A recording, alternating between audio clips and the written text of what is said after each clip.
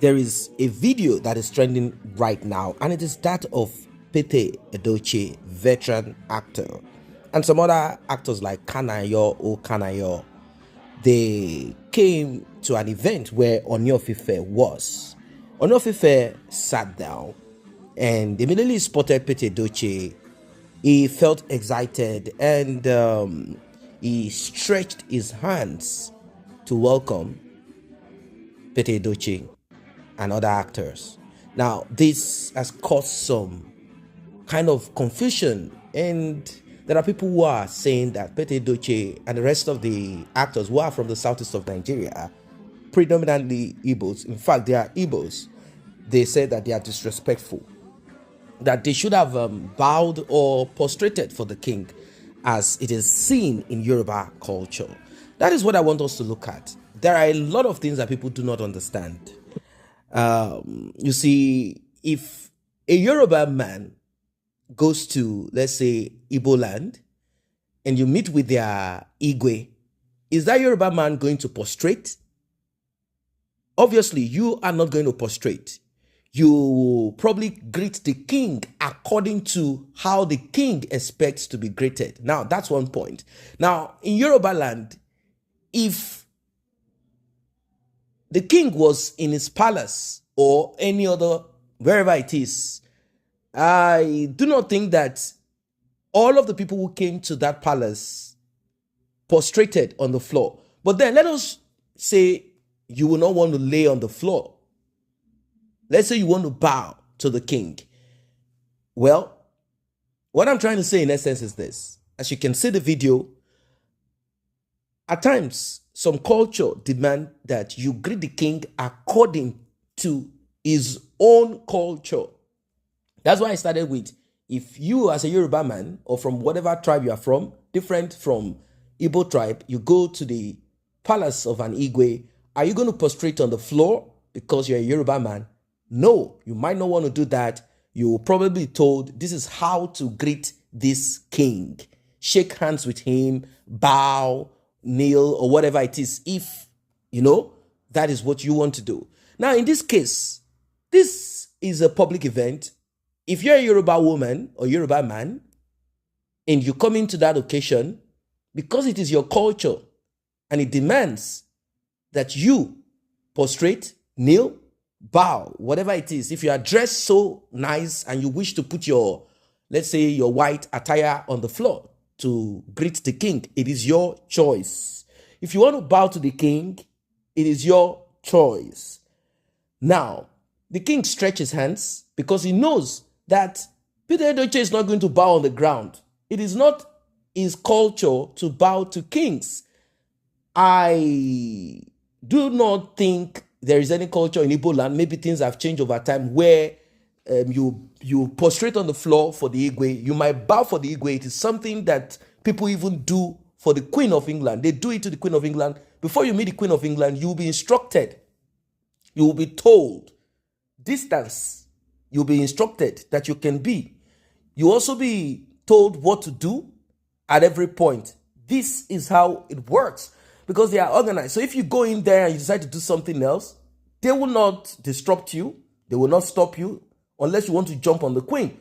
You might not be getting an opportunity to come over again. That's just it, nothing more. They are not going to, throw you into the lion's den. No, they are not going to do that. So in this case, he came in and greeted Ooni of Ife as Ooni stretched his hand. Ooni is wise. Ooni stretched his hands first. This is what elders do. Even though when you look at the age, Edochie is older than Ooni of Ife, but the title, the throne that Ooni of Ife is older than Edochie, and the status of Ooni of Ife is much more than Edochie. So he stretches his hands. If he is not stretching his hands, Edochie will not come to stretch his hand. That would be disrespectful to him as a king. So he knows all of this. He stretches his hands first as a sign of, all right, you can bring yours. And they did the 3-tap greeting that you will find amongst Igbos. And that 3-tap greeting is reserved for people of honor, title men. This is how it is in his own culture. That is what everyone needs to understand and relax a little bit. You don't expect anyone, if you're a Yoruba person and you choose to meet Ooni of Ife on the streets, abroad, not in his palace, anywhere, and you decide to lay on the floor, it's your choice. It's your choice. That's the level of your own respect and how you think you should honor him. Not everybody wants to lay on the floor. Not everyone wants to behave like Obasanjo, who goes around bowing for all of the monarchs. Yet, he has his own thing. Anyway, what I'm trying to say in essence is that I do not see anything big deal unless Edochie came to Ooni of Ife's palace. If he's visiting Ooni of Ife's palace, he will be told how it is done. And if he comes and he refuses to do that, if you want to use the word disrespect, it is your choice. It is not his own culture. It is not his own, personality to kneel or to lay on the floor for anybody. Maybe bow to the king while shaking the king. You are not putting your hands into your finger. And at times the, manner at which these kings position their chairs, you still have to bow when you want to greet them by force. So this is how it is. Even the Oba of Benin too, if Edochie is coming to visit, he's not going to bow on the floor. He's going to shake the hands of that king and give to him what title men give. After all, he himself is also a title man. That's what it is. So people are looking at it. Can I also do the same?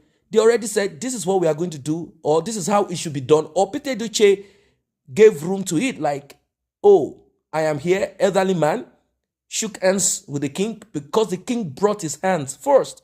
That's what I want everyone to notice and spot. For people who are saying this is disrespect to Yoruba culture, he is a paramount ruler, how can you come in to shake hands with him? Ooni stretched his hands to him. Now, look at that of Bola Ahmed Tinubu and Ooni of Ife. Bola Ahmed Tinubu is actually one of those people. In fact, not one of those people. He's the one that enabled Ooni of Ife to be king. It is not about the title. I do understand that the title is there, but there are people who are called puli. I mean, they are godfathers of certain things. There was never a time anywhere that Bola Ahmed Tinubu prostrated for any Yoruba king. Maybe he will bow and come and speak in a certain way. In fact, there was a king he said, look, I'm richer than your state. Not you, your kingdom now, your small kingdom. I'm richer than you people. Of course, people looked at it and said, this is disrespectful. How can you be talking like that? Where did you get the money from? Where did you get the money from? Politics or from some other kind of businesses? Why are you speaking that in that manner? It's just making it clear that aside the tradition of king, there are a lot of people are even kind of worried about now. If you look at the United Kingdom, some people were not happy with the installation of the king. They said, what is this? Let's practice democracy if we want to. How can one family say they are king? How did you become king? Well, to end this discussion, whatever culture you belong to or whatever you want to say, drop in the comment section to end it. How do these people become kings? You either become king because you are the first settler. You become king because you are warriors, soldiers, and you were able to, warriors, let's use the word warriors, are you able to murder people, kill people, or fight for the land, the space that you are in? And that's how you begin this kingship. Or you came into a place, met people there, fought them, battered them, stole their place, and you made yourself a king. That is it. How do kings come? How do they begin? How is it? What is this king thing?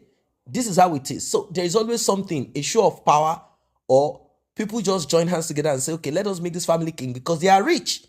Maybe in agriculture, in this and that. And that's how they made them king.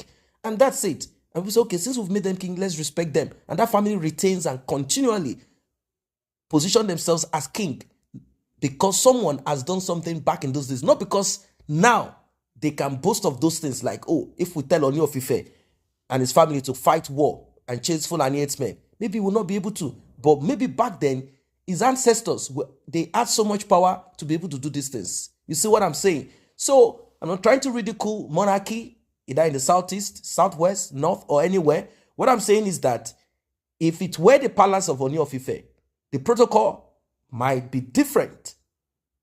But if you come in and you refuse to bow, that is because you have refused to bow, and there's nothing that will happen.